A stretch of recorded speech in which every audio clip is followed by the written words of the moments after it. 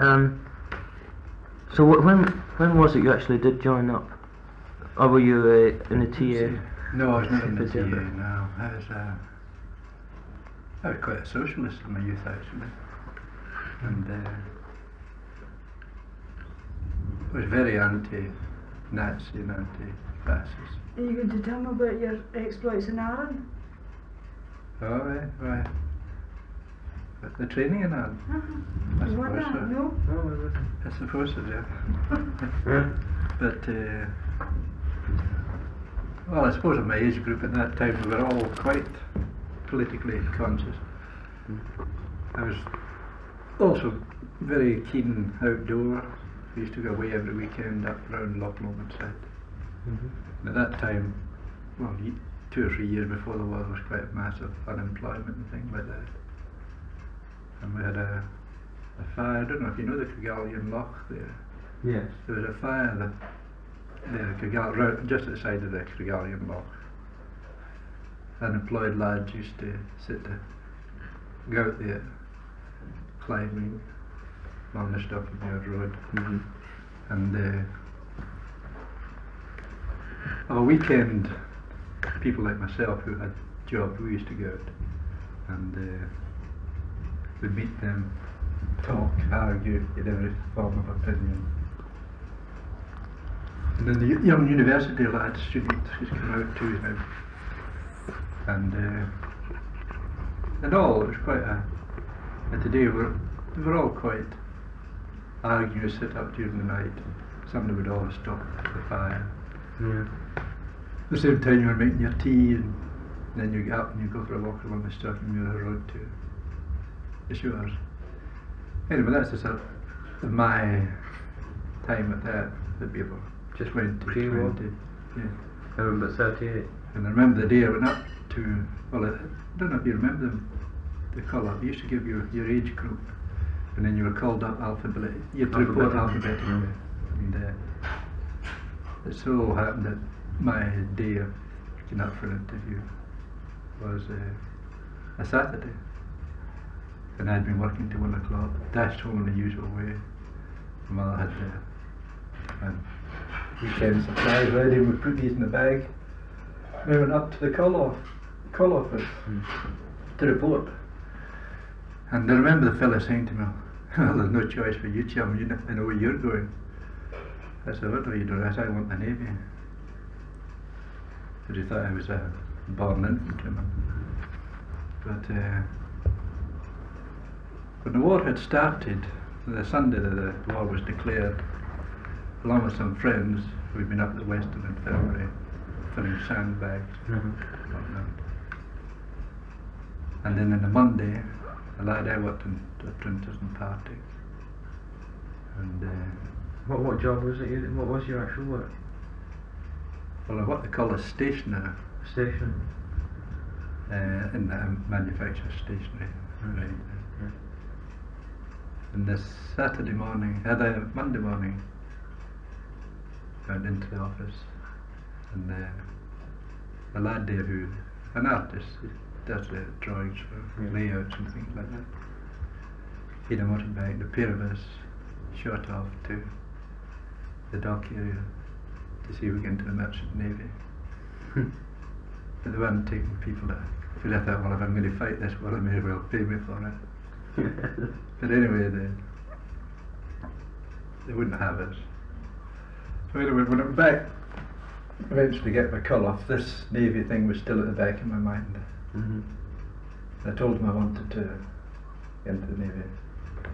They didn't think there was much chance because this need to take on for so many years. I said, no, I'll just stay on for the duration.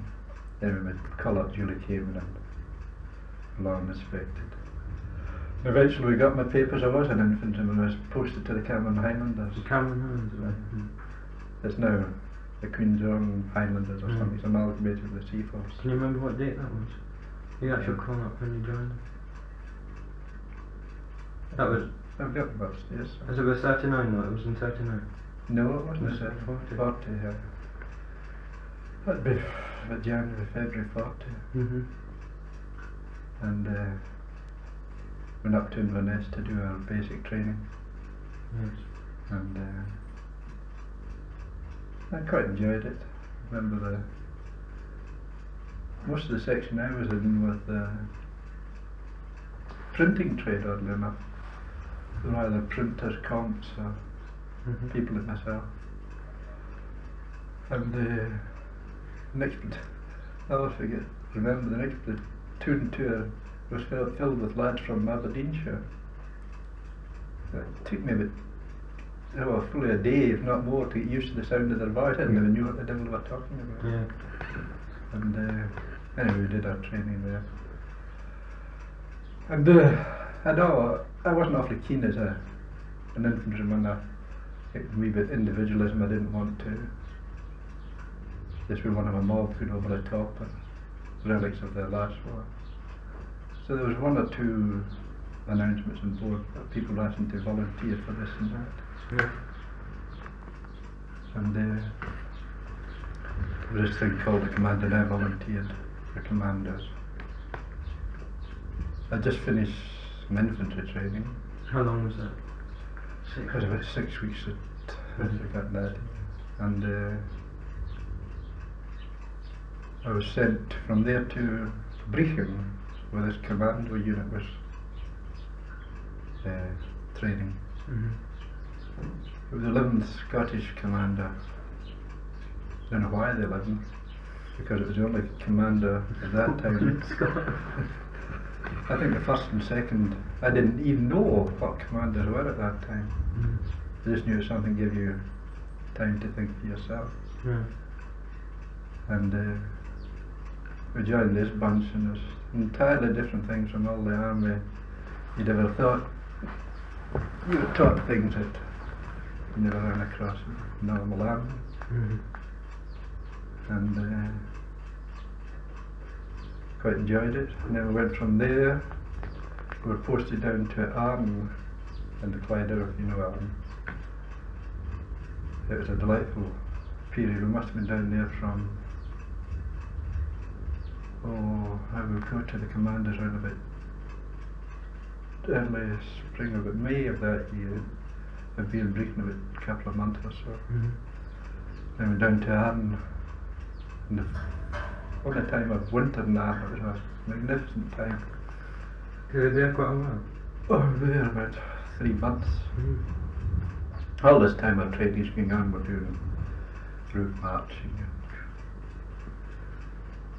getting toughened up and doing exercise and whatnot, climbing mountains, doing map reading and whatnot.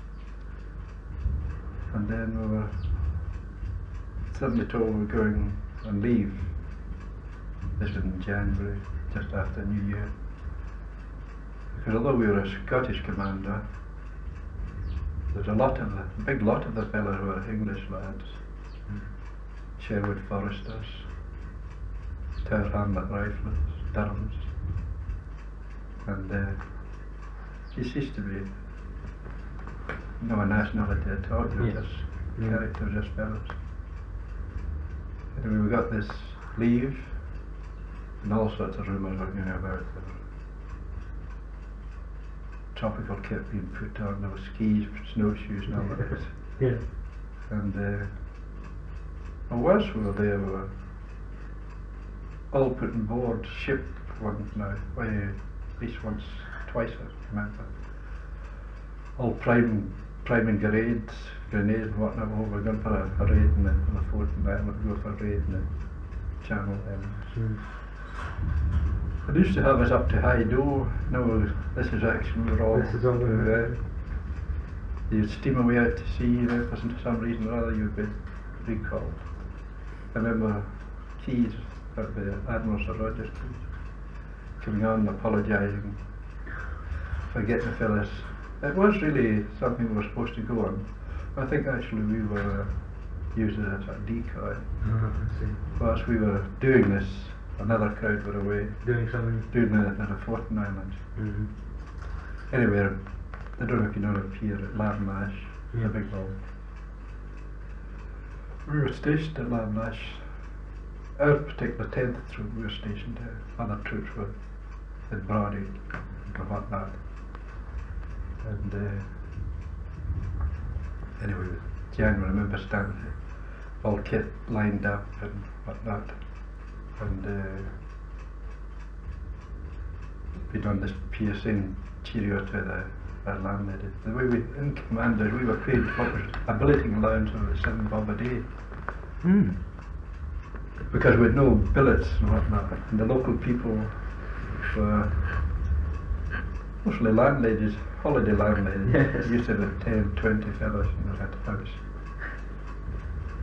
Anyway, but we, another lad, another Cameron Highland and myself, who had just joined as recently as that, we hadn't been out with it all the time.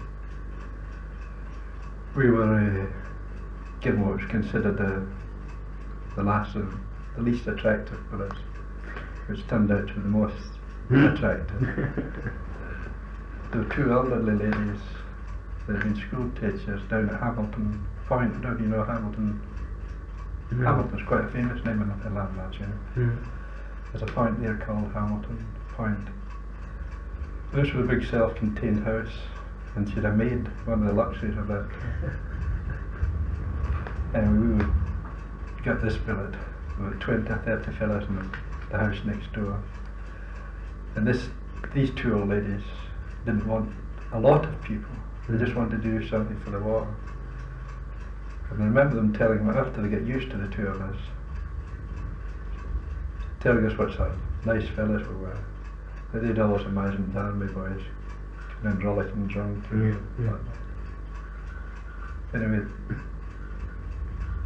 we'd be in our billets, and a taxi would go up and down the front blowing a bugle. This was calling us all in parade, and it might have been 2 or 3 in the morning. You had to get up now within 7 minutes. You'd be in with an all-night exercise, Mm-hmm. and off you would go. So you could be called any time in the Oh yes, 24 you'd be hours. ready to move in. Well, the unit had to be ready to move in 24 hours. We had to be ready to move in about 10 minutes or something. And you buckle the hill alarm, slog us through mucking and all the rest of it, attacking and counter-attacking. Mm-hmm. And no matter when we come back in the morning, these 2 old ladies would be up, and they'd have something for us, like an omelette. Mm-hmm. And meanwhile, the other fellow who came back into their house, and be lucky to get a cup of tea. But remember us one Christmas, first time I ever tasted duck was down there. As I say, the lads, quite a lot of them were English lads, and were celebrating Christmas. And I hadn't been a wee island. A terrific beer drinking, Mm-hmm. and we drank all the beer in Ireland. And it was coming on to New Year, and it was discovered the pubs were drunk there. There's nothing for New Year, so they sent a boat up to Greenock to try and get some. Yeah, trying to get some beer.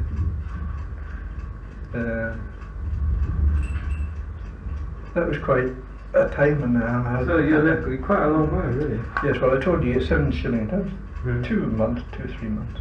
Mm-hmm. You get 7 shillings a day, and that was your billeting allowance, which you gave to your landlady, for which you had to get a receipt. Mm-hmm. More often as not, these old dears would sign the receipt and tell us, "There's your receipt, but don't give us the money." Mm-hmm. And we often bought them something. Yeah. But just the 2 of us jammed it on themselves. Anyway, we went out to the Middle East. And am I going too fast? No, you're all right. I'm not fast enough. No, it's fine. And You went to the Middle East from Arm. there was 3 of us. Our commander was sent out in 3 ships: the Glen Guile, the Glen Erin, and the Glen Roy. And we were going to attack Rose Island. We were supposed to be attacking unit for Rose Island. And then got to the canal. Went to Geneva camp, which is a big transit camp. Mm-hmm. They went up to Somalia. We were training with the Scots Guards who were doing garrison duty around about the Cairo at that time. And we're learning how to survive in the desert, how to operate there. When French left.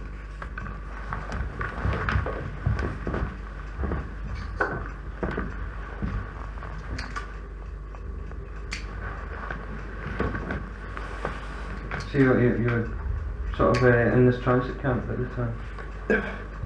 We were training from there, we were learning explosives and blowing up. We used to. See, we were supposed to operate in small groups, 2s and 3s. But these little things like commanders and people like Stirling with his Colonel Stars, Captain Stirling and Captain S, who was known as.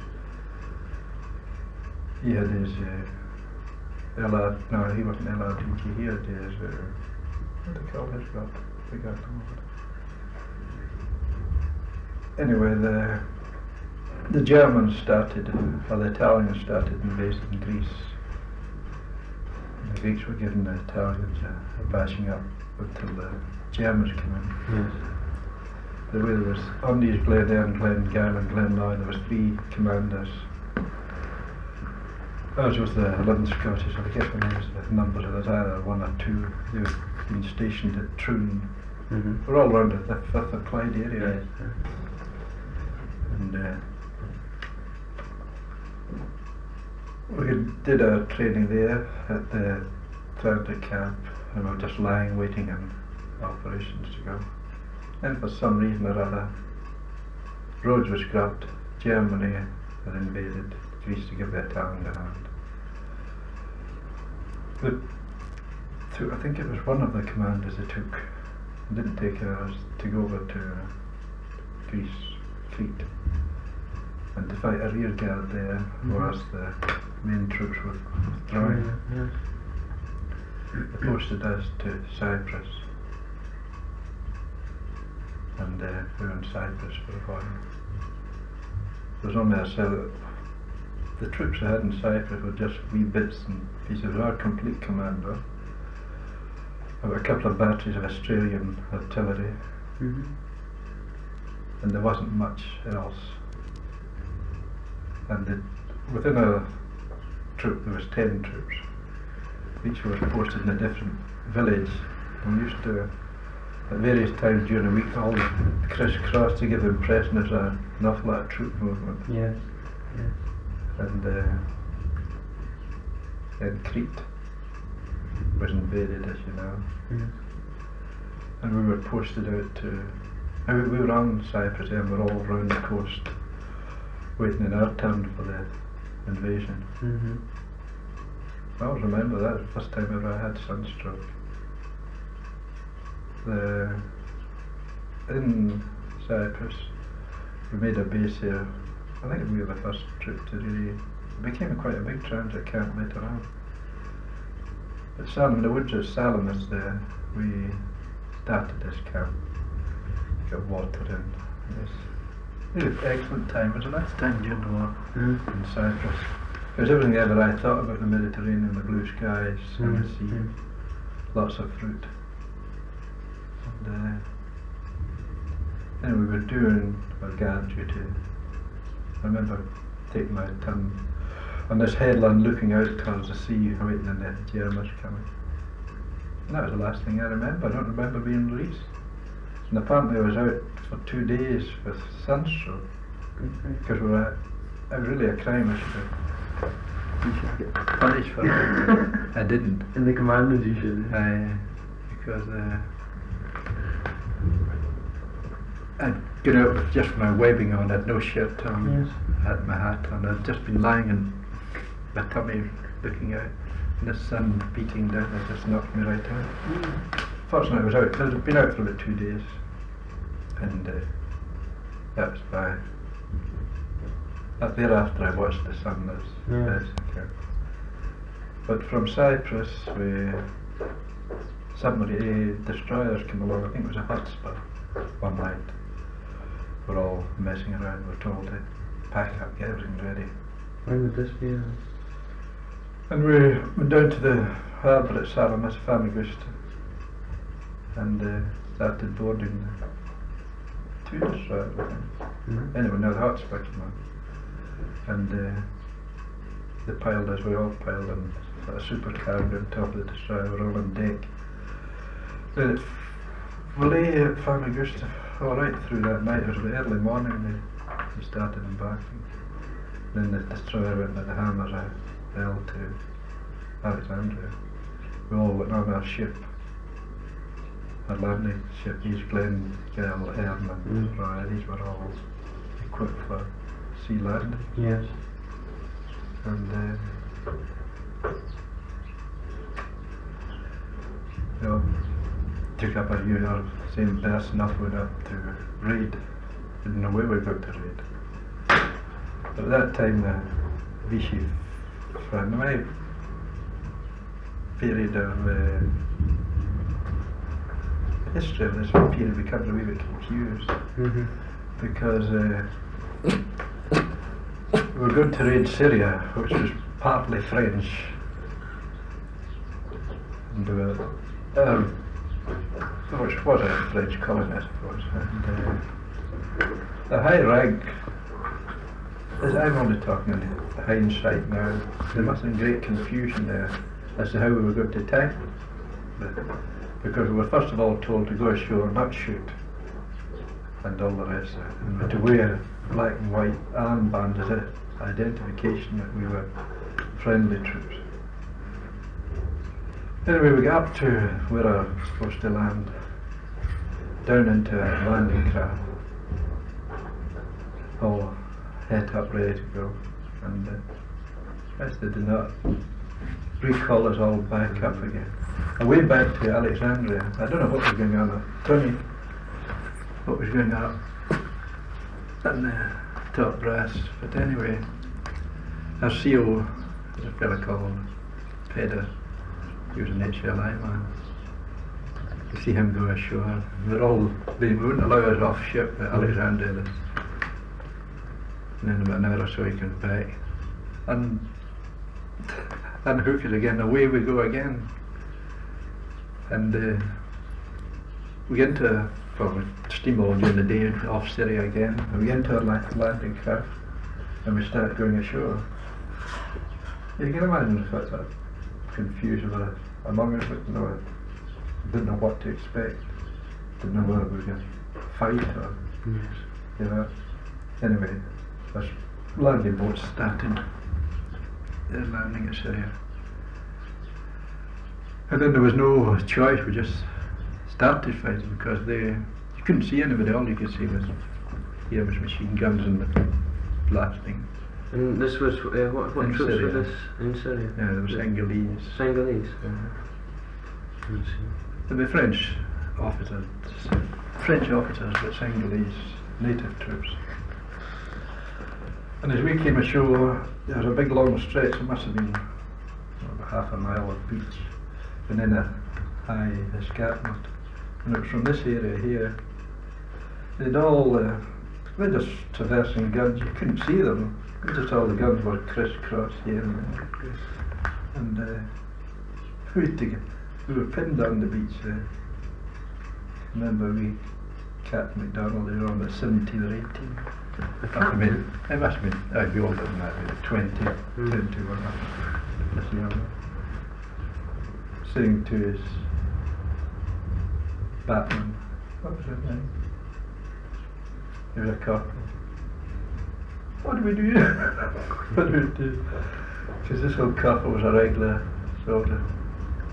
I remember him saying, he was an English boy, he was from one of the English regiments.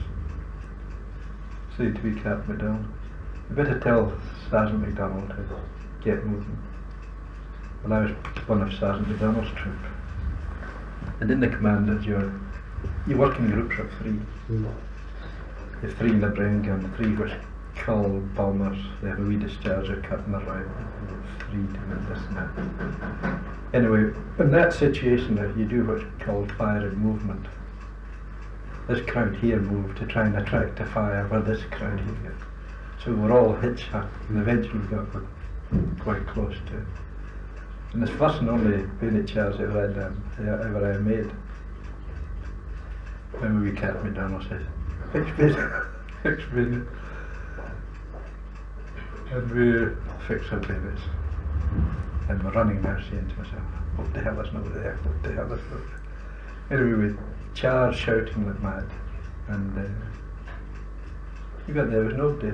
They buggered off. They just grabbed, and the only one that did any bayoneting was our own medical orderly. He bayoneted somebody, a coloured fella, and as soon as he bayoneted, we started bandaging him up again. And I thought to myself, it was really stupidity. Well, I don't remember it ever. Bayoneted in the bayoneted charge was a medical order. It was peculiar. And this medical order, by the way, had been, this job had been a circus man, a strong man in the circus, or something like that. So we took over that, and we were supposed to hold this position to about midday. The whole point of this invasion, by the way, was the Australian troops were coming up from Palestine, but they were held up at the River Litani, and we had to engage the enemy behind the line to distract the. So you weren't very far into it from Palestine? No, you could, about 15 or 20 miles, not much. We just engaged on the other side so the Australians could build a bridge across. Yes, I see. And we had the Keys, Colonel Keys at that time. That was the son of the Admiral. He was I think he was number 2 in our command, because Brigadier Laycox was still alive. We were attacking 3 points. Laycox, who was the CO, had to take over a barracks.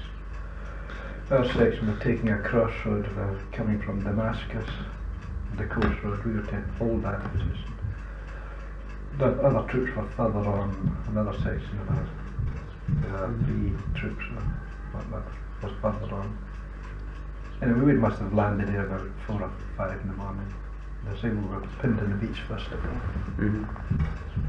Couldn't move.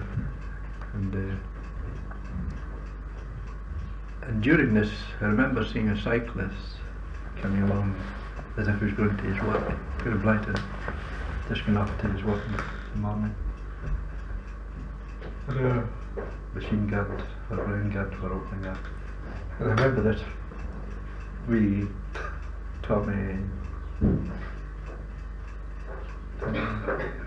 Tommy from Bridgeton Cross, he came. He was a machine gunner. He said, I've got him. You saw the shots hitting him, there's a poor fellow falling into the dike. He didn't hit him at all. The fellow gets such a fright. He fell into the ditch, and that was the last we saw that poor bloke. And then a car, a van of some kind came along, but we shot it up, I remember. This was all before we started our advance on this garden. And anyway, once we'd taken, as I say, we were supposed to hold it till about midday. And it was 6 o'clock at night. We still weren't really. Laycox with his party was attacking the barracks. We were at a crossroad here with 3 of the troops. Another one was further on. I remember lying there and the officer in charge of these other fellows came along. They just happened to be in the vicinity. Saying to wee Cap Madonna, I suppose you want to know we've retreated because there was some armour stuff coming up, and we had nothing to fight armour with. We'd only the boys' anti-tank rifle. This is the Sinhalese again? Well, the French by this time had the French commanded troops. The only troops I did see were these Sinhalese, but I don't know who was in the tanks or the armour cars. I remember Harry Ratcliffe, that was McDonald's. Corporal was Batman.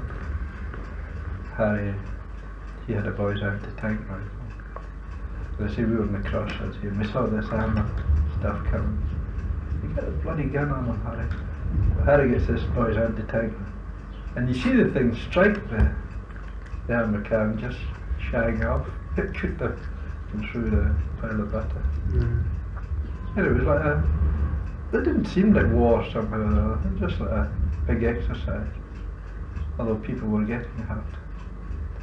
Anyway, at 6, getting towards dusk, we McDonald said, well, I think we'll just better break this off. He said, there's nothing we can get because this heavy stuff was coming. They said, we'll make our own way back to our own lines. Here we were about 20 or 30 miles inside the enemy country. And I remember, I think we were party by this time, I'd only be about 10. And we McDonald said, we all had a confab. Some were for going ashore and swimming out and round and all this nonsense. Anyway, we thought we would head into the desert and we were trying to get round the skirmishing. Because the fighting in that area was always along the coastal front. Anyway, we set off. And then the wee McDonald saying, I was put out as a forward scout, and there was 2 other lads doing that wing scout, and then the other 7 or 8 coming along in that patch. And we were following a sort of an old wadi. They just turned the corner, and we saw some native troops there, the Indian front man. I remember getting my rifle up at that, and these fellows were all sitting round a fire, and they were some movement like that as if they were going for the gun. I did this, and then suddenly they capitulated. It was only then I realised it, man. Cheers, you alright? And then I realised that my safety catch was what I couldn't have shot anybody anyway. So we get into, well, anyway, we took these fellas, and all we did, we had no time for prisoners, we just took the rifle. And I remember one of these native troops, one of mine got hold of, sit down, crying, show me his photograph and all the rest of it. And we gave him the photograph back, took the rifles, took the bolts out, threw them away, and chased them away because they were just a nuisance to us. We were running ourselves, we didn't want to take prisoners. Anyway, we got plodded on and plodded on. We come to this river. I'm forgetting how we got across this river. Anyway, it's a very fast flowing river. We managed to sprinkle across. And we ran across some Australians. And they said that we were the only ones that had escaped. We were the last of our group card. There was all sorts of thoughts. All of our command had been wiped out, not for us. Anyway, we got back to Haifa. And slowly they began to drag us back. I think we lost a third of our command at that time. But it was mainly Peda. Peda had been, our seal had been killed. I think half the trouble was this indecision as to what action we had to do. It was the Vichy that they didn't know whether to attack Vichy or hold them or be friendly with them. So there's a lot of our lads. Apparently, in his attempt to take over the barracks, Peda had gone up with his fellows, started taking down the Vichy flag, which was quite a character, a wee bit maybe daft. Yeah. And then he was shot in this stupid business of taking down a flag, and Keys must have taken over charge down there, and we didn't know this at the time, but only later on we were hearing about it. Anyway, as I say, we met this year and we went to Haifa, and fellas began to gather here and there. and discovered there was lots of it at that time. They started to re-equip us. And then we were number 10 troop who were primarily all Cameron Highlanders. There was another crowd who were Seaforths, another crowd who were Gordons, another crowd who were RAA, made up our 10 troops. Were all sort of. Yes, yeah. And when we had got back, there had been some Seaforths that had been back already. And although we were 10 different troops, we all sort of knew each other. And the Seaforths had partly heard that the Camerons had been wiped out. And although they had just come back, 2 or 3 of them had gone away back up. To get him? They were going back up. And they were posted as deserters. And then they came back, and they could discover they could only go so far and they came back. And they were charged with fighting the king's enemies without permission.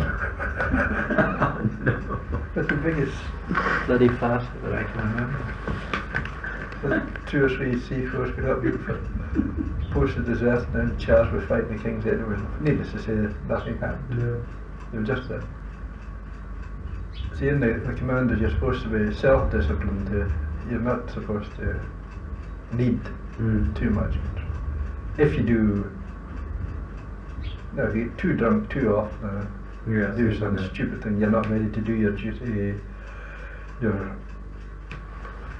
work when you're expected. They send you home. That's about the worst thing that could happen to you in command. You get RTO, or return to unit, RTU. And that was only punishment. There was no jankers or anything like that. So really, I liked the commanders. I liked the informality of it now. I liked the independence of it. What led to your capture? Oh, again we were dying. We were just trying to camp. You're lying, waiting. Then the commanders were supposed to be getting disbanded. There was called talk there of a disbandment. And I remember this. You never really get any clear-cut information as to what happened, other than that we'd been disbanded, and Keys, who had taken over our commander by this time, was running around in circles trying to do this and that. Meantime, we were all being interviewed individually to form what was called a general service pool. And I remember we got into this tent with a wee officer asked me what we did. I didn't say life. Was I prepared to land in enemy country and cities or whatnot? It was just a pool of people I wanted that could be used for any other job. At the same time, a lot of them had gone to the what do they call this special service unit there, and Johnny Little, who was a lad I had met, who had worked in with the arm, he and I were quite close. He had volunteered for this, and Jimmy Phimister and myself had volunteered for this general service unit. Well, the thing that Little volunteered for was Captain S's lot, Captain Sterling. But they would up, an officer and a man, or an officer and 2 men, went up the coast in submarines. They had a folding canoe. Yeah. Every submarine that left Alexandria had 2 or 3 of these fellas on. And if during the day in Periscope the captain saw something, or the submarine saw something he wanted to investigate, these 2 went ashore at night, found out what it is, and if they wanted to blow it up, well, they could just blew it up. And they carried out a harassing movement like that. So whilst this was going on, this sort of break up of the commander was going on. Then I think within 2 or 3 days we were told we weren't being disbanded. And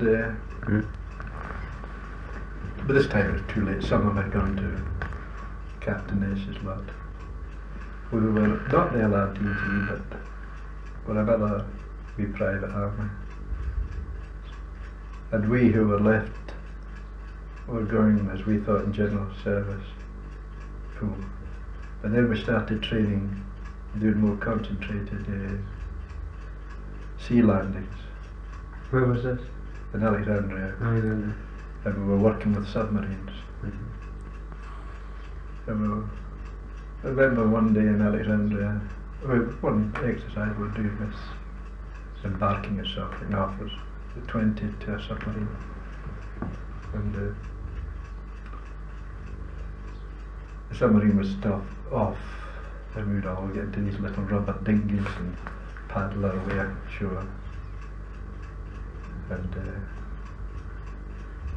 anyway, there was 2 to each of these dinghies, and you'd all tin cans. It was all 4, big and 4 gallon petrol cans. But they're all sealed. They were quite heavy and loaded with water or food or explosives, what it was. I think each boat had about 3 of these. With the result that the 3 cans plus ourselves plus our weapons, the dinghy was actually almost below the water, and they're pushing this. Anyway, our landing wasn't going to be much more than half a mile offshore anyway. That's all we only had to do, about half a mile. Anyway, we were practicing this day. We got ashore, and as I came ashore, there were 2 or 3 of the boys standing around. They're all smoking, so I thought I'd smoke too. I don't know, he's given me a address now. Ham, do you want to go on this exercise? I said, of course. I said, well, what the hell are you smoking? Put that bloody cigarette. I started to say, look, well, Ham, you're not getting this exercise. Anyway, one night we went down to the harbour at Alexandria and get into the submarine. And don't know if you know, in submarines there's always torpedoes and tube, there's always spares and racks. All the spares had been taken out, and these were to be our sleeping quarters. And there was 2 submarines, and there was supposed to be a party of 50 us going in this one. So we split a party into one submarine, the Talisman and the Torpedo submarines. And we were, the quarters were where the spare tube should be. And in there for a couple of days. In the night time, I don't know if you know about submarines, they don't like working close together. I think the plan of submarine operations is that they take over a big area of the sea to themselves and they operate within that area. But we were travelling side by side, and there was all sorts of rumours. Guys, we nearly collided with that other submarine. I don't know how much truth there is in it, but it's the usual all sorts of rumours. Not being stuck in there or something. Anyway, we surfaced this night, and we were supposed to make 3 attempts at getting ashore. But we didn't get ashore in the 3rd attempt, we just to come back. Well, we were working in conjunction then with Captain Hazelton, who he had travelled up through the desert with the LRDG and had got into the village. He was just getting information. He had a native with him. He was a Secret Service man. And he was supposed to light a fire on the shore to say everything was clear and we to go ashore. Anyway, it duly happens, see the fire, and the officer or whoever was in charge, he saw the fire, and it was our time to get ashore. So the submarine surfaces, and we bring all our full boat rubber dinghies out. I don't know if you've been on submarines, but they're quite high out of Yes, water. I know. So we get all our stuff out, and then the submarine fills its tank partially to bring us down to so we get the water level. And then the action of doing this, all our bloody dinghies started scattering here and there all over the place. So there was all hell breaking loose, fellas jumping as usual. Hullabaloo, we're only about a mile offshore. And Christ, we were all told to be quiet, not to make noise. And the Navy are shouting, the Navy are having a wonderful time. Diving around trying to get our rubber dinghies and get us the hell out of the road. Anyway, we eventually got them all, and Sergeant Bruce and myself get into our small boat. That rubber dinghy was paddling the mad. The half submerged, bloody water lapping over the top of us. And I don't know if you ever tried to work at a rubber dinghy. The ground is virtually encircled. Yeah, very. Anyway, we got ashore, and hanging up my my rifle, and this English voice says, "Oh, come on, chaps, this is good." I said, "No," I said to him. "Is it as easy as this?" "Oh," he says, "nothing like it." He says, "It's a lot easier." He said, "The Italian fort about a mile along the beach here." That was all the distance of that. He said, Where was this? And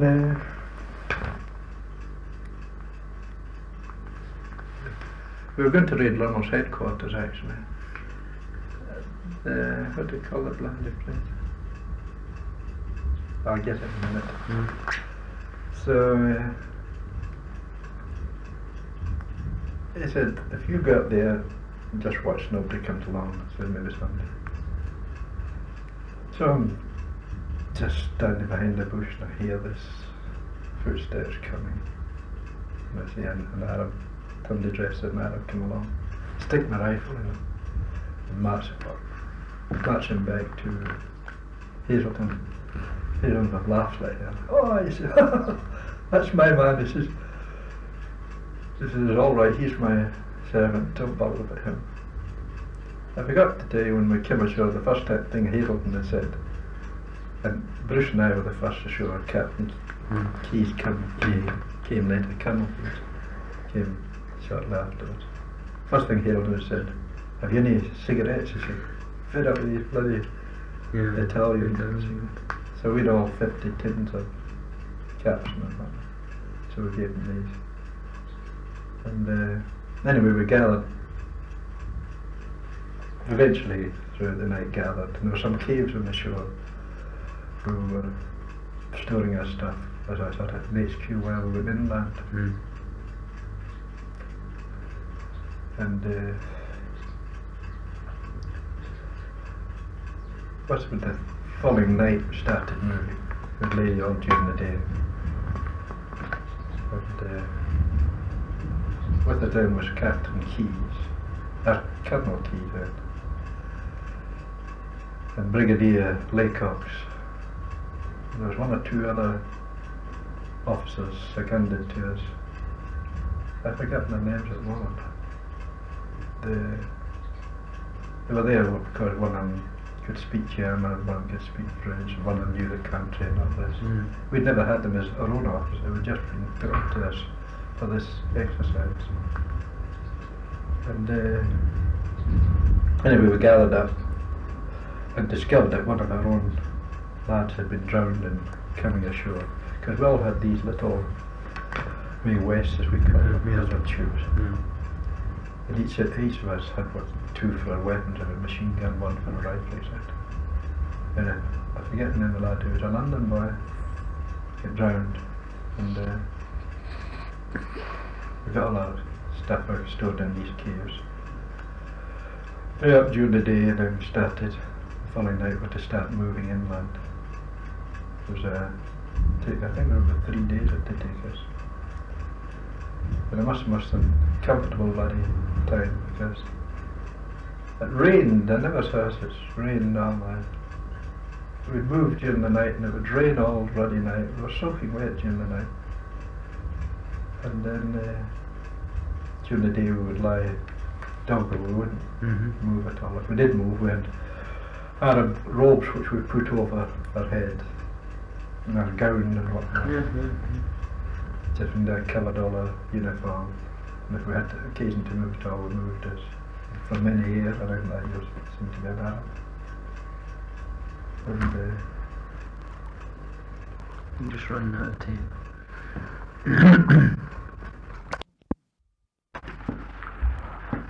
anyway, as I say, we were moving inland at this time and travelling during the night. And remember one of the days we ran across some Sanusi tribesmen in Keys, and one of these officers who knew the language bought a goat from them. I remember having a stew of goat and rice. They got the natives to cook it for us and prepare it, and we had this fresh goat. Anyway, it came, we were told that the next night we'd be attacking. We found a cave again. There's lots of caves around This is North Africa. and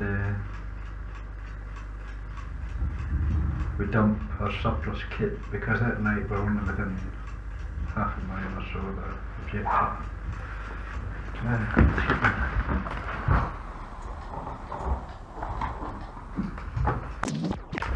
Army boots, and we put on our sneakers, our, thank you, our sand shoes. And it was a pitch black night, as usual. It was raining. I forgot to tell you that we were the only submarine that did get ashore. There was supposed to be about 50 of us on this exercise. We had to attack Rummel's headquarters. Mm-hmm. The other submarine had to go way to our left, attack a big power station and whatnot. And to get there, they had to come ashore with us, get the coast road, stop a wagon, a Jerry Italian, didn't care what, head for this big power station and blow it up and all the rest of it. Anyway, there was only one submarine. A lot of us got ashore, less than 20, so 20 minutes to try and do the job that 50 were supposed to do. And so anyway, we started on this. We'd marched a couple of nights during the night, and we got to this final point when we were going to do this raid. As there was only a smaller party, we were going to attack the main objective was to get Rummel's HQ, get him if he was there, do as much damage as we could. And there's a lot of transport around the house at this night. I remember us being led through this village by either Hazelton, I forgot who it was at that time. It was one of our party knew exactly where we were going. And Sergeant Bruce and I it was raining as usual. The dog was barking. This house, you could see it, just a big self-contained house. We were put in the drive to blow up trucks with some of these little delayed pencil explosives. We used to take the petrol thing off, put it in, prepare it to blow up for an hour or so. Meanwhile, Keys and another officer and Sergeant Brown, I think it was. I've got it somewhere in the book. We're doing the house. They were to attack the house. So everything was, the rain was coming. Awfully quiet, we're sneaking about. Keys went up to the door, knocks the door, and all he's got is his rifle, his revolver. The door opens and he shoots the person who opens the door. On the right hand side there's a Tommy gunner behind Bob. She plays in there. You can see a fella coming downstairs here, and it's just like an Al Capone picture, a gangster picture. That Tommy gunner's bullets are up, and then this fella hits this fella and he collapses. At the same time as Keys had gone in, wounded officer had shot him. Bruce and I were running up to where Keys had been pulled out of the house. and that this other officer was posted round the back, and he'd posted it, one of our men there, saying to him, if anything comes, shoot it. And the only one that comes himself, he'd forgotten, or else he thought the fellow would have recognised him. He was shot right across the legs, and there was nothing much he could do. Laycock's keys had been shot there, and was more or less, you didn't have much hope from him. So he said, you better make your way back. So the signal to go back again was to make our own way back to the certain, every man from himself by this time. Was to blow a whistle. The whole thing had lasted about possibly half an hour or something like that. And then we all heard, Bruce and I, Tommy Fraser, Sergeant Brown, I've forgotten his name. Anyway, we all headed for the beach, which had taken us about 3 days to get there. It only took us one night to get back because we were going at the hammer. We got back to the beach anyway. Laycock was there. We'd left Laycock there as HQ, and remember Phimister and I were all for getting right onto the submarines. And Laycock said, "Oh, we'll leave it till." The time we got there was dawn would be rising. He said, "We'd better stay here during the day.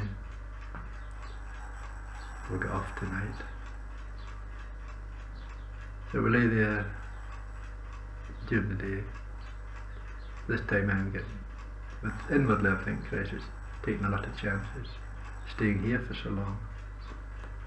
But stayed another night. We stayed the whole of that day and all that night. We couldn't get off in the submarines that night, although you could see them offshore. Phimister offered to swim out with a rope and pull us off. Laycock said, "Oh, leave it. We'll get it to the camera tomorrow night." Because in the Mediterranean there's always this onshore swell, there's a terrific swell going on all the time.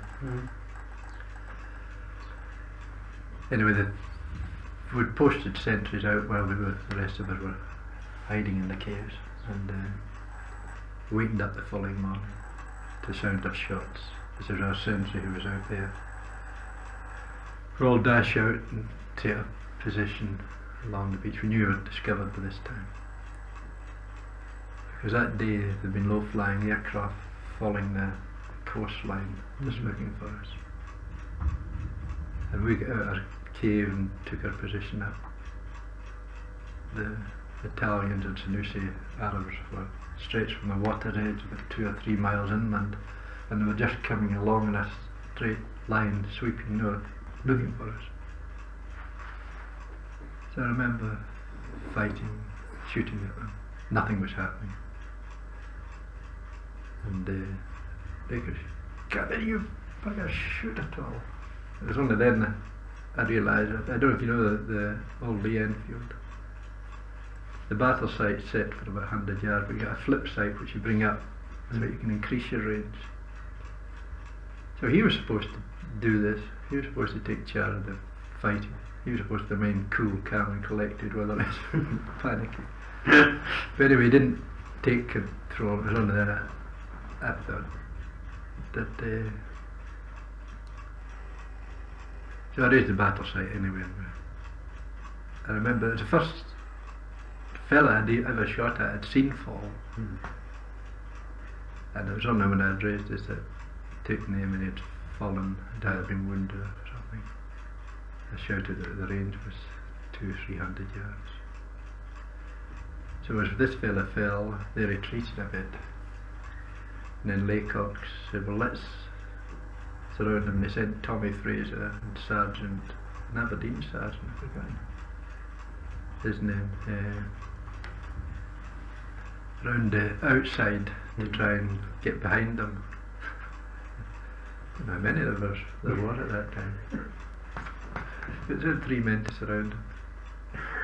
And they weren't away for long when Laycock said, we better split up and make our own way back. Well, we were way back to Brook. There were alternative arrangements to meet the LRDG in the desert. LRDG, that's the long range desert. desert. Yeah. They were mechanized to Yes, operate yes, in the desert. yeah. And so Harry Ratcliffe, Jimmy Forrester, myself. But before we left, no, he said, Laycock said, get water and rations and whatnot. So we just burst the can that we had, filled the water bottles, picked whatever ration was there, and Laycock says to me, come on, hurry up, Christ, what's the use of hurrying now? There's no point of hurrying now. So what would Tommy Fraser and so? Well, I said they'll be alright. But we learned later that Tommy Fraser got killed. Anyway, Ratcliffe, myself, Mr. one or two, no, we 3 set off on their own into the desert to try and contact LRDG. And again it was raining. So we found another cave which we hid in that night. And some Arabs came along, and they were supposed to be friendly. The Senussis were supposed to be friendly with us, supposed to hate the Italians. But anyway, they must have betrayed us, or else the Arabs, the Italians were using tracker Arabs. Because with the second night we were in a cave, and we had this shooting outside. Let's see, we had no chance. And an Italian officer had come in with one of our own machine guns. Actually, they captured some of the other fellas later on, and told us to lay down our arms. But in the shooting, in the earlier shooting on the beach, Harry, this corporal, had got a bullet through.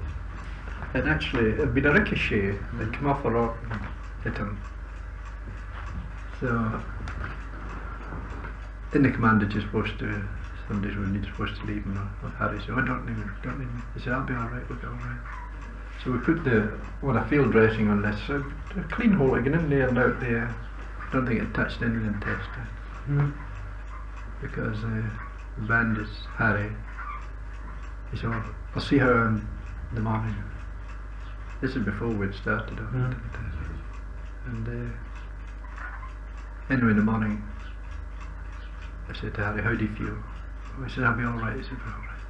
He didn't want to be left, neither did we want to leave him, so we started walking with him. And there's the heat and the exercise of walking. And that was the only thing that nothing ever happened to Harry about this wound. It just healed it. The field dressing had healed it up. He must have been the luckiest fellow under the sun. Anyway, we got Harry back and the 3 of us say we're moving on. And then we were caught, taken into a wee local prison cell. Can you remember when this was, roughly the day? Just before the push up the desert. It was supposed to coincide with the push up the desert By General Auchinleck. Before Montgomery. So it'd be 41, wouldn't it? It'd be about that. And the army was coming up. We were raiding the headquarters to disorganise the thing. And Laycock, oddly enough, with Sergeant, I'll get his name later, they two, and a couple of conniving suits, I don't know, maybe it's not so, but they were the only ones who, they had all the money, or the Laycocks would have all the money, and they also knew we were going to meet the LRD, which we never knew, and they lay doggo until our own troops then out they came. Must have laid doggo for about a week or 10 days or something. So in this prison, there was a local sort of prison you went to? Just a wee jail up in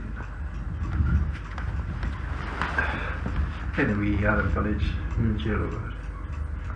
So then at the start, there was only 3 of us first of all. Then the following morning we had 3 or 4 other lads. And I remember him parading us all outside, he was going to shoot us. And called us gangsters and all the rest. Because you were commanders? And what we had done to some of their troops that were left. Anyway, I remember there were about 7 or 8 of us standing in line. And he had a British Tommy gun, and he flicked a safety catch. I remember Phimmerson looking at me, and I looked at him, and of course here it comes. There wasn't a sound from any of the fellas, not a whimper or a murmur. They all thought they were going to be shot. And then put us back in the cell. Breathe again. But I always have that in my memory. The 7 or 8 lads, not one of them whimpered at all. They said, Christ, here it is. That was it. And then they moved us to Benghazi. How long did they keep you there? Oh, just a couple of days. And there was one of the fellas they had captured was one of these Palestine Jews. But he was shit scared to discover he was a Jew. Because he, in our lead to the attack, when we were going to attack the hotel, some native had come out. So we were through a native village, which was some native had come out, and he had spoken to him in German and told him an exercise of some kind as a means of getting them back out of the bloody road. So we went on to the attack. Anyway, this Palestinian Jew was an awfully brave fella, but he didn't want them to know he was a Jew. So anyway, he was one of us. And I remember him always saying to him, don't tell him I'm a Jew, don't tell him I'm a Jew, or something like that. Of course not. Anyway, they took us all in a lorry or something to Benghazi. There was a lot of British troops by this time, because the part of the prisoners who were captured in the main campaign were being brought there too. But they must have thought us something special or something, because there was about... They took our party and a few other lads, especially by submarine, not by submarine, by fast destroyer that whipped us right across to Brindisi. Do you remember when? Still 41? Yeah, it was still 41. Well, it'd be the October of, I think the push would be in the October of 41. So this would be late October, around about then. And it was then, I suppose, Frank Bailey would come in there, because I never knew Frank Bailey. So this was, they took you straight very quickly across to, this was PG 59, was it? Or was it a transit camp? This was to get us into Italy. Brindisi was a big sort of area, and there's all a small crowd, plus a lot of other British troops who've been caught in the desert. And they just whipped it across and destroyed her. And at that time the Navy was very active, and we were all expecting to be sunk any time. And anyway, from there we went to PG 59 at the Cervigliano. So how long were you in Brindisi? I remember marching, I don't know how long, really, I couldn't be any more than a week at most. I remember marching from the pier, and the Italians weren't awfully nice to us. They were spitting at some of the fellows. And it was then we got a first real drink of water. Yes, of course, because the wells had been... real cold. No, it was the first time water really tasted nice. From there we went on to Cervigliano. To this big camp which had been a German prisoner of war camp. This was PG 59. Nobody was supposed to ever escape from it. It was there first time I met Jock too. Frank Bailey Frank Bailey then was a plumpish fellow, smaller but not size, not terribly big. And I always remember a nice hair, a nice wavy hair, nice cherubic face. You got to know that there was Scots Guardsmen, there was every English regiment under the sun. And there's a long march I have a memory of. It must be about this period, around about Brindisi. There was a lot of dysentery among us, the troops. And I had a pair of socks. I remember it was the thing I've always got in my. I had a spare pair of socks. Because I don't know whether it's a relic of my pre-war activities. I always liked my feet to be comfortable. I never had much trouble with blisters with it, and I always kept. Didn't have care of many shirts I had as long as I had spare socks. But I remember Harry Ratcliffe had worn holes in his socks, and I was horribly mean that day. Harry Ratcliffe and I weren't really buddies. Phimister and I were buddies. And I remember not saying anything about this spare pair of socks until the evening, and Harry had marched all that day with possibly blistered feet, and I had a remorse of conscience. I gave him a spare pair of socks.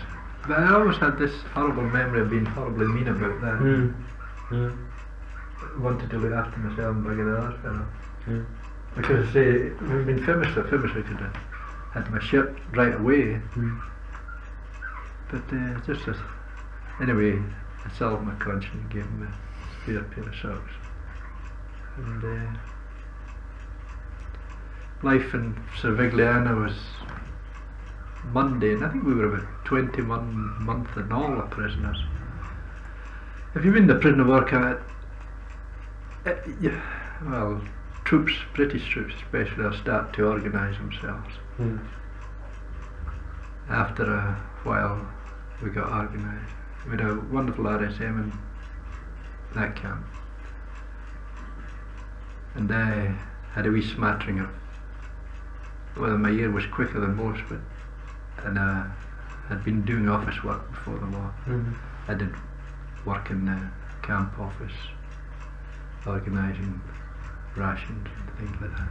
And I remember we'd only been in there a week or so, and the night they dumped us in there with no blankets, and we were all troops caught in the desert, and with no great coats or anything like that.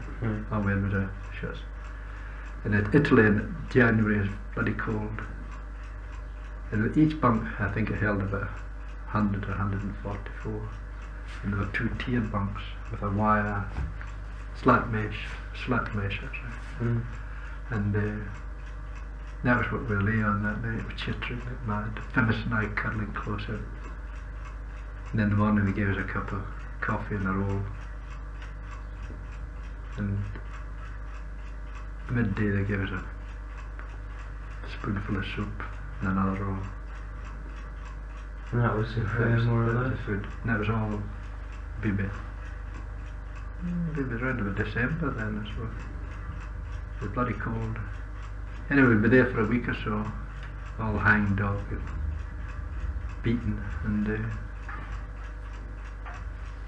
then we got Red Cross parcels, and it seemed to perk us up. Yes. Because I remember Phimister and I, and they issued us with British. The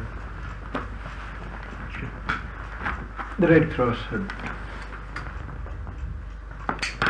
stores of clothing which I suppose each camp was entitled to, because we started getting issued with British battle dress with a mark on it, big circle or something. I remember Phimister and I in this period in the cold, they had a hand pump in the camp of water, and they had an ablutions place just with an ordinary running tap. He and I going over, because Phimister was spotless. He watched and sing a sewing machine, but working class lad, he was hell of a clean. I wasn't particularly keen, but he his example, this Yeah. day in the cold, the snow, when all of them was slushed ourselves, we shaved ourselves. And then the whole atmosphere of the camp, I remember the Italians looking on in horror at us, prisoner was, slushing ourselves, and cleaning ourselves up. And then this RSM, he was a regular army RSM, he was a terrific fella. But he belonged to one of the English elite dragoons or hussars or something like that. A proper RS. He was a fine man, and getting the discipline going. Remember, you're a British soldier, behave like a bloody British soldier. And the whole camp atmosphere is perking up. Fellas were bullying their boots. And they were better dressed than the Italians once their own stuff was coming through. And then the escapes were planned, tunnels were dug, there was a nuisance value was put on. They wouldn't work us, they didn't work any of our troops at all in Italy at that time. No. There was So you get quite friendly with Jock not over this sort of well, Jock was in the next beds to us, Phyllis and I. And remember hearing the Scots boys, because there was a lot of guardsmen in our hut. Yes. And Phyllis and I had somehow managed to get a wee bit of tobacco. And we were looking for something, roll a cigarette. And I said to Phyllis, you know that fella there, he's got paper. He had some of these Rizla papers. Yeah. I remember asking for one. He wouldn't give me it. Yeah, miserable bugger, this was Jock. Jock Hatchell. So eventually we managed to get one out of common miserable so he was holding on to the 2 or 3 that he had left. But we became quite friendly thereafter. And of that camp I can remember not Wuthering Heights, the Crowthers of Bank Dam book. There's another book as well, I believe. The Forsyth Saga. The Forsyth Saga, that's right.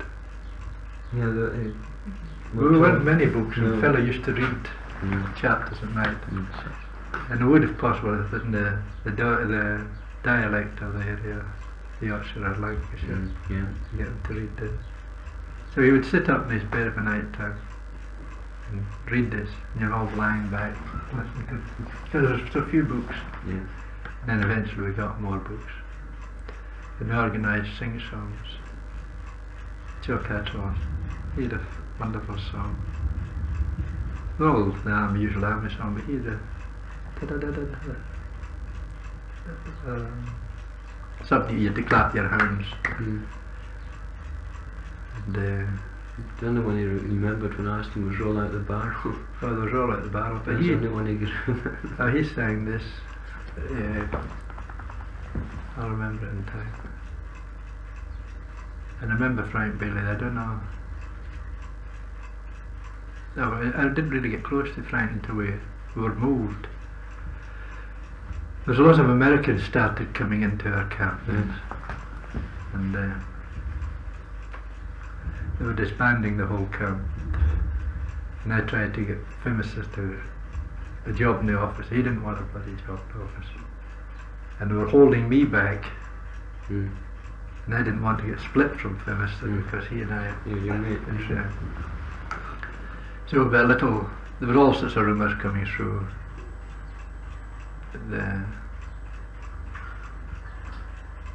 They were moving the whole camp to Germany, etc., etc. And I, being in the company office,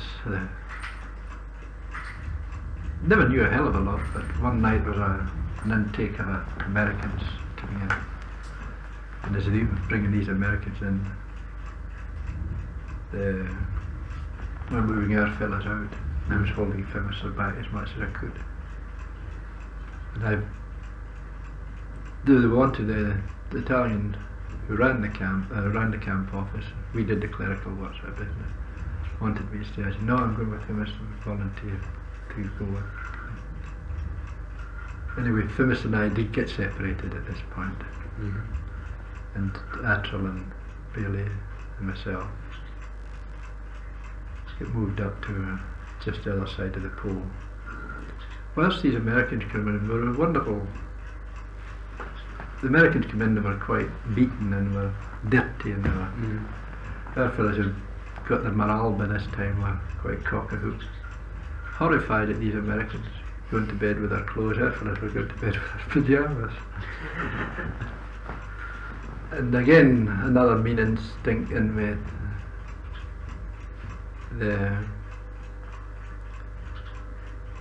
I didn't want to give an American had asked for a loan of my shaving kit, and I didn't want to give him it. Then later on, giving him it. Just at first, you didn't want to give him. Anyway, you got it.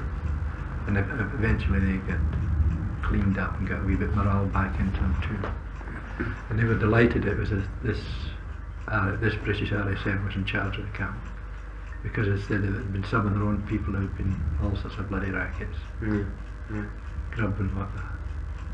And it was a great competition grew up between the Americans and the British. And there was we used to do boxing matches. I was never much of a boxer, but this Scotch guardsman, Sargent, who was a pretty good boxer, he'd been the guards champion or something, and he was fighting somebody, just friendly fights. When the Americans thrown out a challenge, they were going to knock this. They were going to be the cock-a-hoops. I remember there was the cup final of the Aberdeen Celtic match of Saturday. A terrific atmosphere for this big fight. Even the guards, they were the tins of bully beef being wagered against so many cigarettes and all this. And the guards were the Italian guards. They were as interested as anybody. Awfully nice for us actually. Anyway, I remember this fight, a big arena, built a pucker boxing ring, there were a few preliminary rounds, and then came the big fight, the Scottish guards against the choice of the Americans. I never saw anything quite like it. There's a great big American, and the Scotsman, the guardsman, was a tall fellow but slight. Neat as a guardsman could be, this with moustache. Bell goes, this American comes rushing and he's going to kill this fellow. And I saw this guardsman step back, belt him once, step back again and belt him, and that was the fight finished. And we'd been building up for that. And it was sheer temper in this American's. And sheer, he was going to murder him. And it didn't last one round. And later on the American apologised for his attitude. Because I thought it was bloody new. He saw the... So you all won your bet? Without... This Scotch guy, I've never seen anything quite as good. Just coolly just stepped aside and banged him. The American had just rushed in. I don't think he was much of a boxer anyway, just sheer temper. But that was the last of him. Then they started taking us. They moved all the British troops out. You went to another and we went up to this other camp. PG... What do they call it? I don't know. 146. Way up in between Milan and Pavia, somewhere. And this was supposed to be a working camp. They used to take us out to farms, and we used to, in a silo. Remember, you're supposed to tramp the grass flat in a silo. Yes. Awfully nice people there, and we used to urinate and stuff. And do as little and do as much nuisance of ourselves. And to the old Padrone, he was fed up to the teeth with us, but much more of a nuisance than anything else. So was the work quite difficult? No. But it was I remember they wanted us to work in the rice fields, planting rice. We refused to do it point blank. Really awful one. You ever see the girls? The whole big row of girls walking bent back, and behind them is an oxen pulling a float with rice in it, with seedlings on it. Mm. And they dumped these at there, Mhm. and these girls were planting. They wanted us to work with the girls, we refused point blank. Because they worked with silk stocking, the foot out of a silk stocking up here. Mm. Insects were crawling all over, and in the water all day long. They started about 5 in the morning and worked till Mhm. and then they had their siesta. Lovely girls too. They were singing all the time. Mhm. They weren't allowed to, just like your weavers up north who have their Harris Tweed songs and things like that. They Yeah. never spoke, they sang, They sang. they passed me some more. It was quite a long working day though, wasn't it? From Yeah, usually out in the morning. I remember it's probably because I'd be about 25 at that time. I'd just been the prime, and it was good to get physical work because we'd lay in dormant for about a year. the Doing I sight. was saying it was, Yeah. you know, you enjoyed the It was good to, fact that you had exercise. and then you were working on a farm, which was a very nice Mhm. area. And then at that time, all the rumours were going. Our troops were supposed to be landing. We had things like this. Mhm. And for this time, Arthur, myself, and my 2 others, the guards had, the troops had obviously invaded up, and the guards had all buggered off, and we buggered off too. I remember for one night we took up road duty. We were going to patrol the road. Bloody hair rain and crazy stuff. Anyway, our wee group say, oh bugger this, we'll start hanging off our own and we're going north. Anyway, we started going south. We couldn't get further because of too many troops. The Germans moving down. So we can't go south, we'll head over to Genoa. It was supposed to be troops landing in Sardinia and Corsica and Sardinia. Mm. And we milled around for must have been for a week or so, Mm. hiding in here and there. We would sleep in a hen house or something. Some poor old Italian woman came out in the morning and said, poor Inglese, because this time they had capitulated and Yes. knew they were on our side. Mm. I remember getting a bowl of milk with bread in it and thinking that was the most wonderful dish under the sun. Anyway, we got organised and started moving, and we must have been a nuisance to a lot of the Italians at that time because some of the supposed to be partisans were very docile type partisans, town partisans. Dr. Domenico Lunghi, Yes. well, before we even met them, I remember one particular Saturday night, Attila Bailey myself, and a lad from Dorset, I've forgotten his name, Bob Hamlin. Bob Harbour, was in Dorset then. We were all hiding in corn on the cob, you know these corn on the cob, the big stacks. Mm. And we hear, that's where we were lying up during the day. Towards evening we heard shots and hollows and great laughter and the barking dogs. And this was some other British troops who had been getting chased by Germans. And were coming right across us. And they were running ahead of the Germans. So we just sort of moved a wee bit to the left and let them pass. And while they were passing, the Germans were laughing like hell. And I thought to myself, Christ, what was to spend a Saturday night? Because Saturday night was our wonderful night. Now you went out to the dancing and Aye, you you went to did the quite, match. yeah.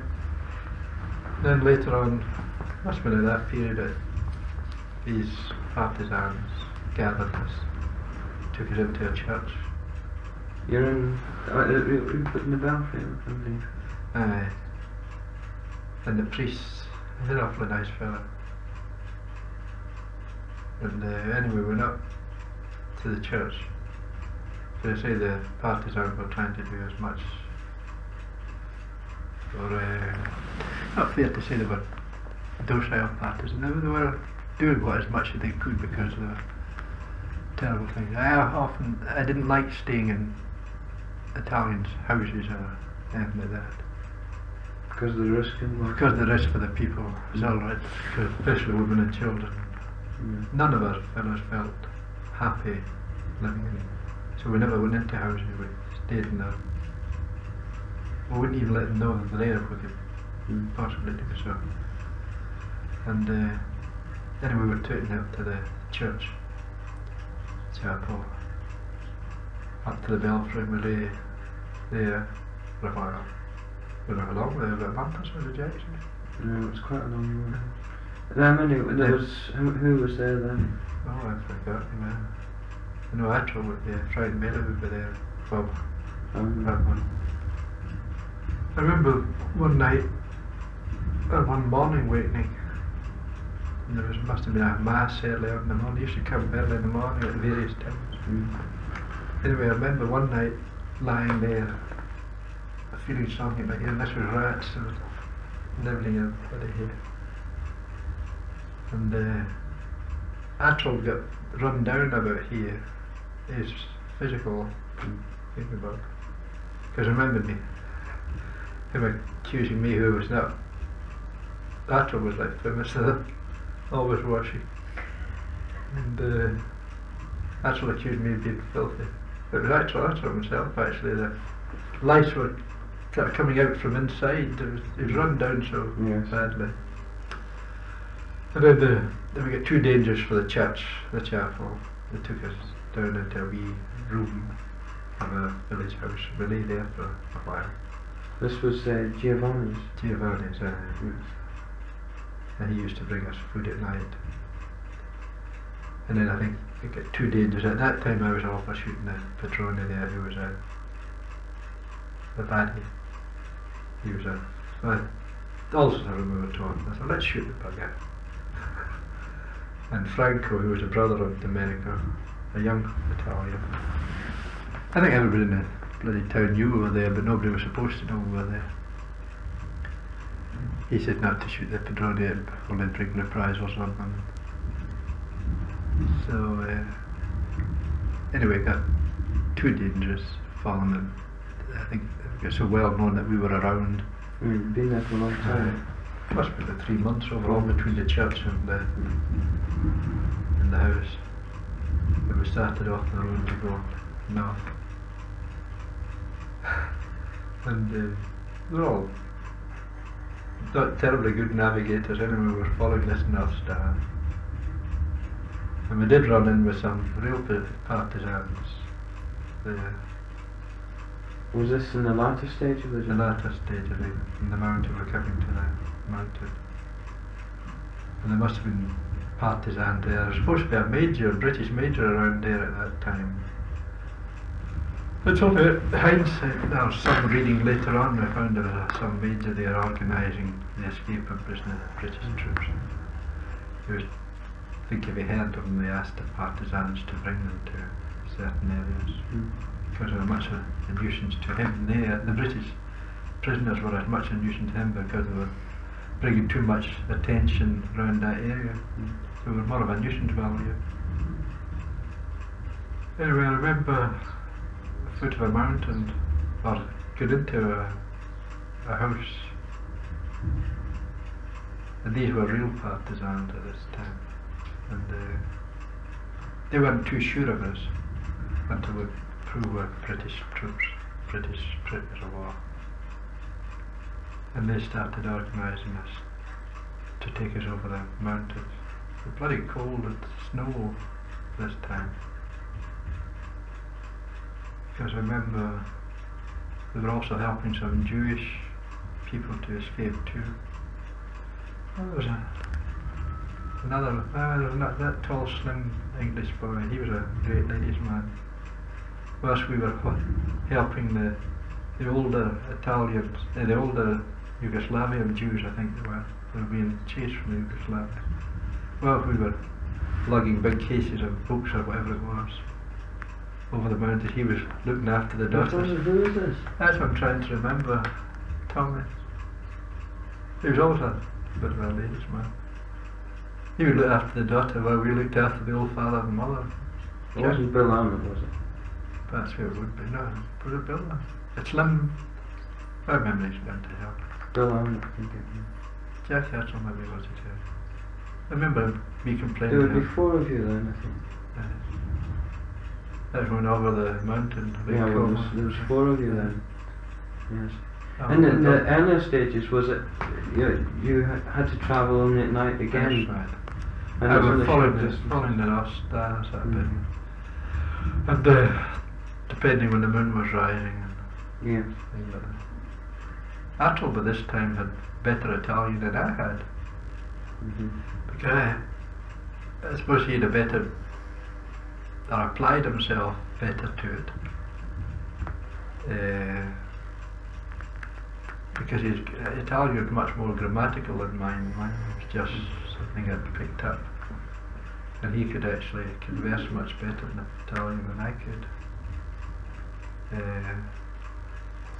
Anyway, I remember getting to this hut in the mountain, or the house in the mountain, and being asked if we'd help these Jews to go over the border. And there was a fellow going to take us over the mountains. This would be about the middle of March, because we were getting to Italy, to Switzerland the 1st of April. Mm-hmm. And I remember climbing with us, and there was a hut halfway up the mountain. I think the fellow who was leading it was actually a contrabandist, and take watches over smuggler. Mm. And I remember the pitch, I liked walking the scene, I liked the mountains. But in the pitch black, this fellow would just feel with his foot to let him know. And I remember the next morning, daylight had come and we were lying fallow, looking at the thing we'd come over in the middle of the night. I think we'd actually climbed Mount Rosa and right over the top of it. And all this fellow was feeling for the path of his feet. And now and again he would stop in a wee bottle of grappa, very strong. Yes. And I got a swig out of that and I liked it. But then we came to this big wire. I remember lugging this bloody big bag of books. Must have been an old professor of some kind. Because this was his probably Yeah, it's sort of possession that he wanted to hold up to. All his studies of it. Yeah. Anyway, I had lugged this because he's an old man. And there's an old, 2 or 3 old women. And we could see the fence, a big high fence. And then we dropped in the case and it's sliding away down. This old fella just went doing his nut. This was all this. Well, we managed to get some of it back. We came to the wire, there was no guards about. We got and then suddenly a bloody guard did appear. I thought we'd reached Austria because we let a German. Mm. I thought we'd go through the wrong bloody place. It was a German spitting image. This was a Swiss troop. And they took us down to a village. What? A village of A village. Ville there. Mm. Anyway, they've been watching for prisoners, war and whatnot. We were accepted quite carefully once they'd screened us, without any bother, but the civilians were having a lot of trouble. And they were giving us a great big meal, which to us was a big meal. But Atchell was greedy because there was a lot of beetroot there. He was fond of beetroot. And we lost touch with Jack. Jack went to hospital there. Yes. We lost a bit of intestines. Yes, he had 10-foot removed. And the Swiss they treated you very well when you got there. Excellent. And I went looking for fish. But once you got to Switzerland, they treated you very well. Food wise extremely and so well. on. We moved from this place and then they took us to Ville, which was a big collecting area. Mm-hmm. And we were in a big...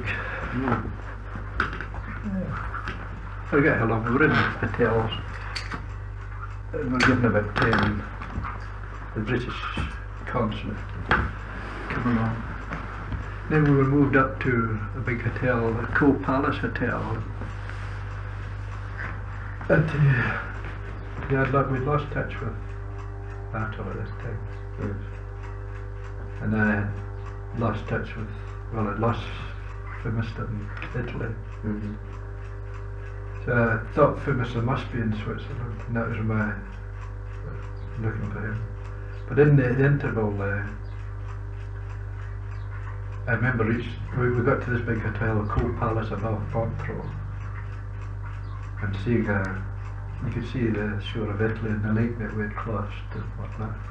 And this village had been set on fire as a bloody reprisal on some of the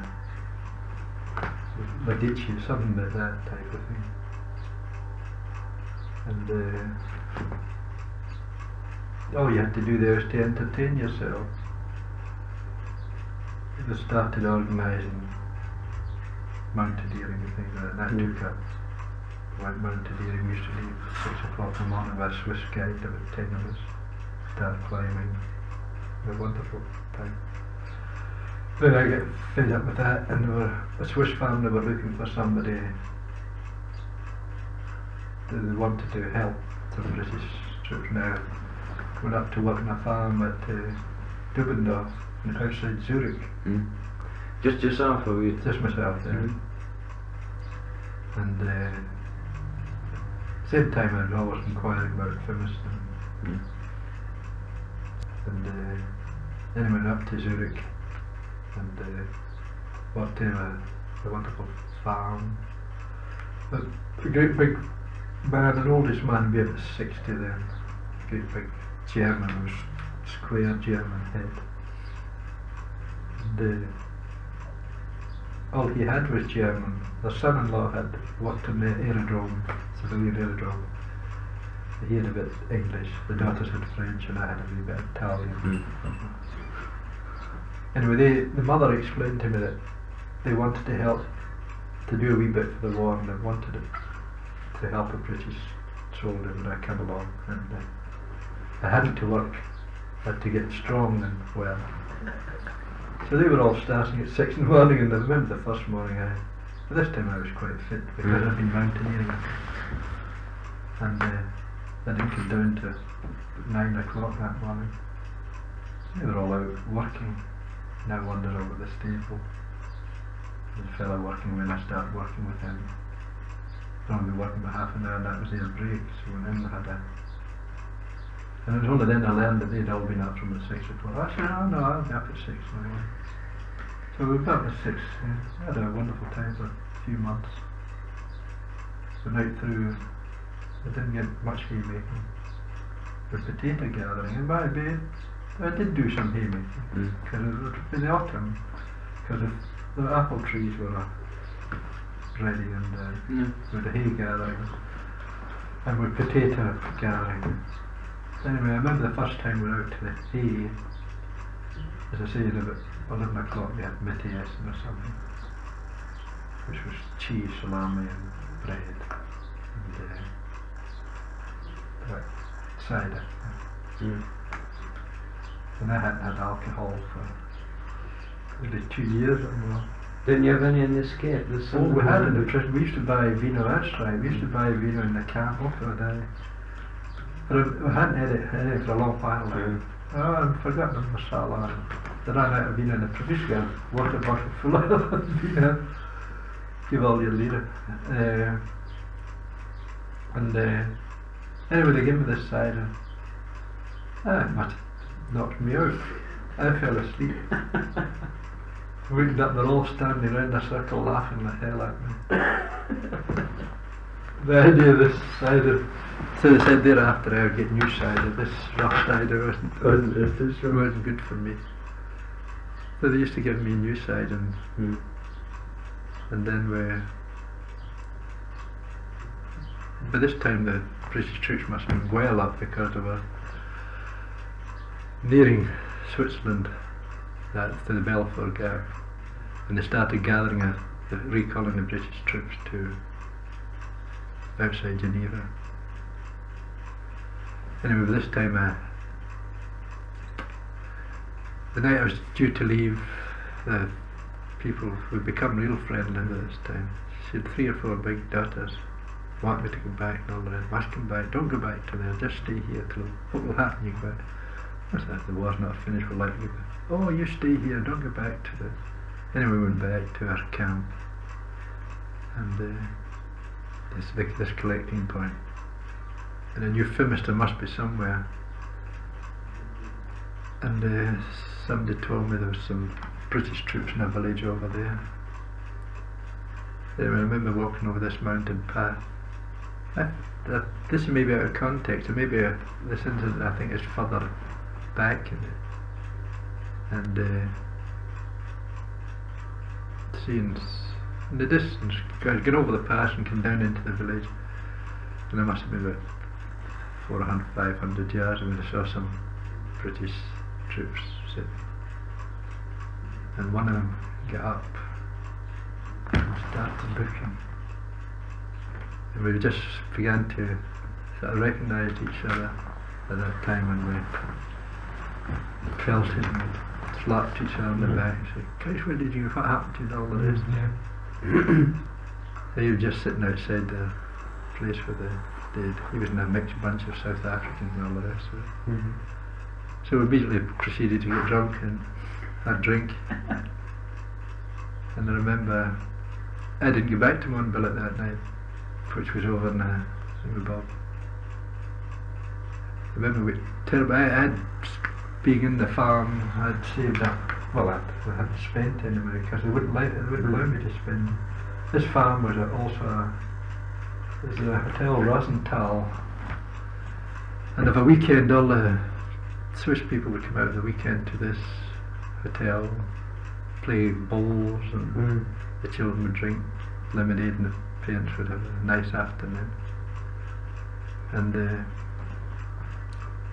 the old father of the house, he had students. It was a Swiss thing too. The students did agricultural labour at times. And there was one working in the farm whilst I was there too.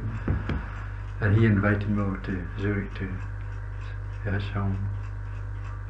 And when he and I were leaving that night, they were very strict with these agricultural students, and the agricultural labourers who were students. And made them work right to the last minutes of it. So it was about 7 o'clock he and I were going out, and the old fella calls for me. And he pressed a lot of Swiss francs into one in my hand. He said, "You have a good time," or something like this. And I said, "No, I can't take money." So later on when I came back that night, the son-in-law said, "You've had grandfather." I said, "What do you mean?" He said, "He wants you to take money and you wouldn't take." I said, "God, you can't take people's money." But he said he wanted to give you this money so you would enjoy it. So I had a whale of a time in Zurich, seeing this boy's house, showing me the town, down to you got a great big, what do you call an animal, a zoo of kind. And the student and I had become good friends, and showed me the old town, the new town, the lakes and whatnot. But with this old boy, when we'd been working with him, haymaking or whatnot, of an evening, he and I would go. I never really discovered they had a bath until the day I was coming away, because after we'd been working all day, I used to get my towel and hie off to the river and have a swim. And they didn't know I really wanted a bath, because the bath was detached from the house. The bath was part of the stable sort of business. And it was only when I was coming away I discovered a bath was very hot and cold. But anyway, by night time this old boy, work was finished and I'd cleaned up and was sitting in the kitchen, and he'd be asking me where I'd been, what the man. And all he had was German, and his daughters were all sitting around. They had a bit of French and I had a bit of Italian. My hands were, and we used to converse like this. It was quite amazing. The old boy used to roar and laugh. He had and they were all happy that their father was happy and that he and I were going out, because he told me he helped himself to beer because they had the bar at the house. And I always get a bottle of lager along with my dinner. I had about a month or so, 2 months of that. It was good. And then we're back to Veal, and then we had to walk. The Swiss were not allowed to take us up to the frontier. They could only get to, I think it was Geneva, and then we had to walk over the border. Because by this time the American and British troops had reached what they called known as the Balfour Gap, and we were starting to pour out. Go back in, yeah.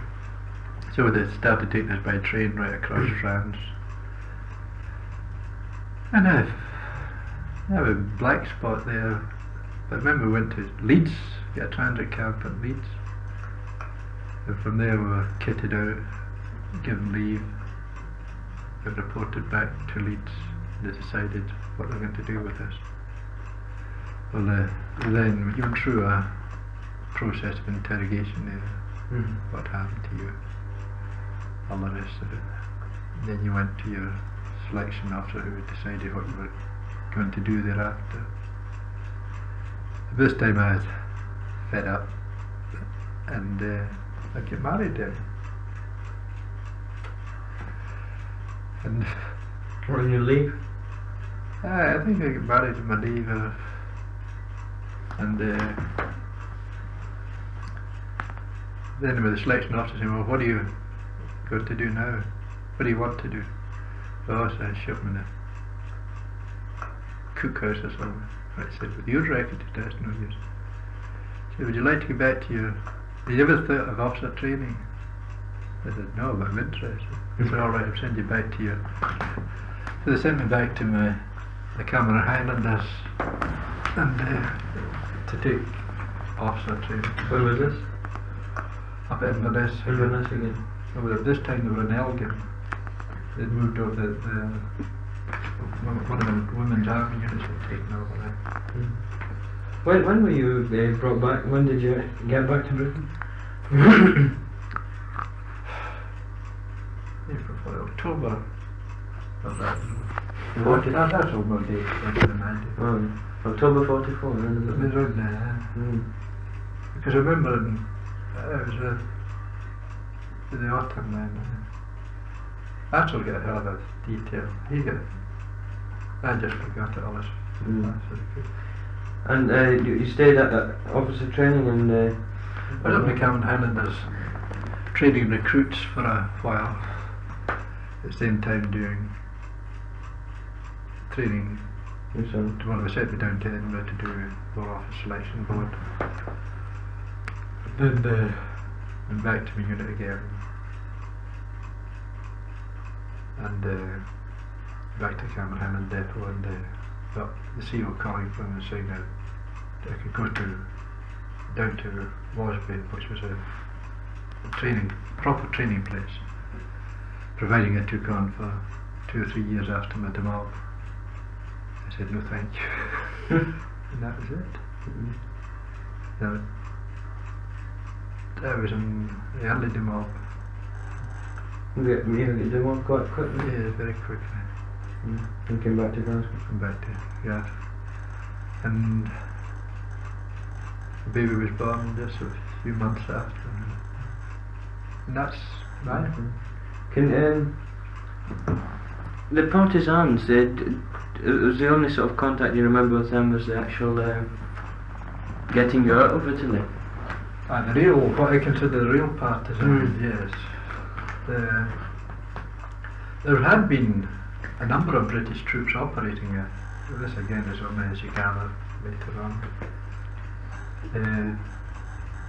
They'd actually been working with the partisans. You mean attacking Germany? Yes. Did you ever do any of this? No. Because we were... All the others that were with you, not? No, there's nothing like that. I think we would have much have preferred that than to line dog in the bloody church all that nonsense. Because by that time you were... Even later when you were doing your escape to Switzerland, did you? You didn't have anything like that? It was only the contact was through... We were running. We were running, yeah. Most of the time, And the other thing that I want to ask you, do you remember at all, any time, having to hide in an island during a duck shoot or something, some sort of shoot. The only memory you've got of shooting was the bloody British Germans. Germans. A will of a time on a Saturday night. Do you not remember an island at all having to hide? And anything of that sort? During a sort of duck shoot or a hunt of some sort? You know, I don't know, shooting a grouse shooting or something. No? No, really. No, it's just that it's sort of everybody remembers different things. No, Oh, you know, like Jack Astral remembers things, Frank Bill remembers things. Jack's memory, I would give Jack for memory. Oh, well, yeah, I interviewed him last week and he's got a very sort of factual report of it.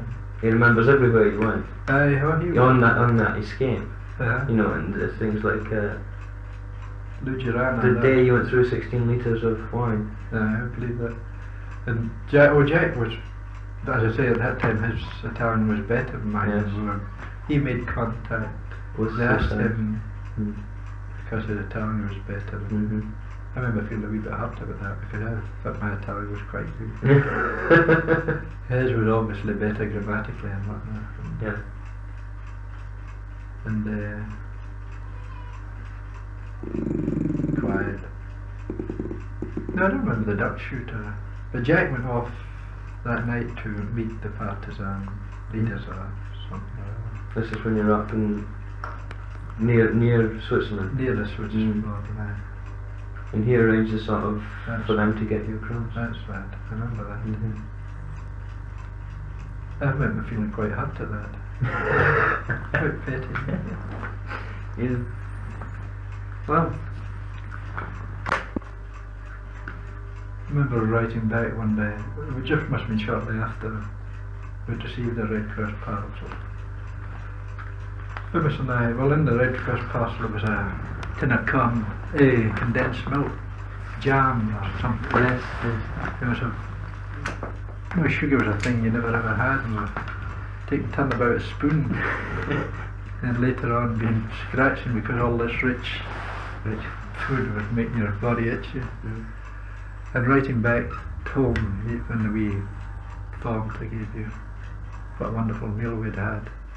And it must have been around about Christmas time because Ray had written back they had so and so for the duck or something for the Christmas dinner that they'd put in the house. And there had been a spoon of it. That's awful good. No. Frank was going on about how he had a passion for pork pies. Yeah. He suddenly got this passion to have a pork pie. And how he opened up a tin and he had the pork pie and this Red Cross box. Right. We all had the first parcel we all swapped like that. But we were so greedy for sugar, I think. Yes. Condensed milk, we used to Yeah. spoon it out.